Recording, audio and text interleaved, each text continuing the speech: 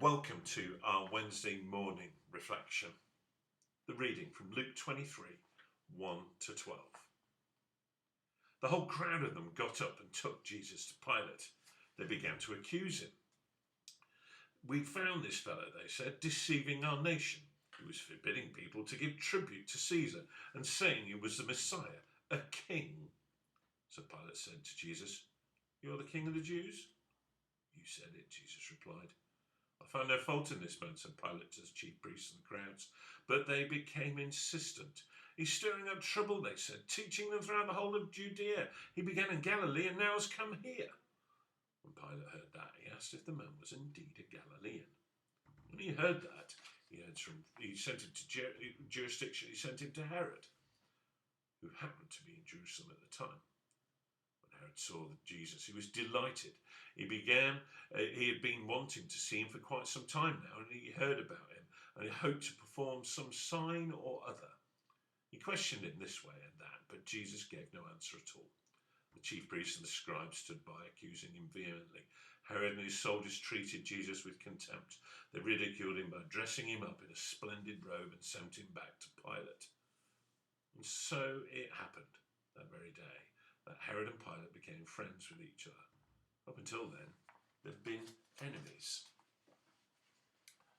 Jesus, the Middle Eastern Messiah, faces off against Pilate, the political leader of the time.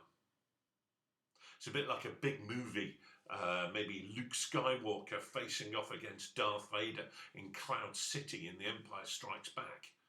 Or John McClane facing off against Hans Gruber in the Nakatomi Tower in Die Hard.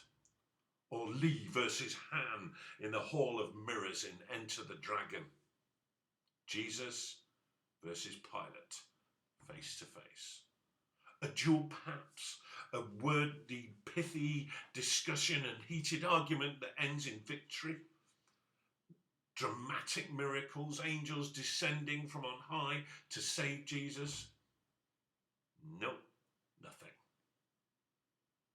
No final duel, no wordy extended discussion, no dramatic miracles. Jesus was quiet. Pilate, the political all-powerful leader, facing Jesus, the innocent revolutionary. Herod also plays his part. When Pilate finds out Jesus is from there, he sends him to him. His strategy was to basically mock Jesus.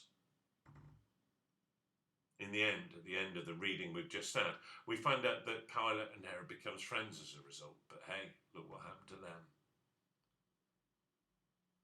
It's interesting, isn't it? At this time, we can be looking at situations at work, in life, in our road, in our family, and we could be thinking, I just want to have a good argument here. I just want to show them that they are wrong and show them the right way. We pray for a dramatic intervention. But Jesus' strategy is to remain quiet. It might seem that Pilate and Herod have got the victory of the day, being friends, two political adversaries of the time becoming friends. But ultimately, the victory is Jesus's, when he dies and is resurrected 3 days later. Maybe we can take a leaf out of his playbook. I'm not expecting the dramatic miracle. I'm not expecting the wordy, pithy argument to win. But we remain silent.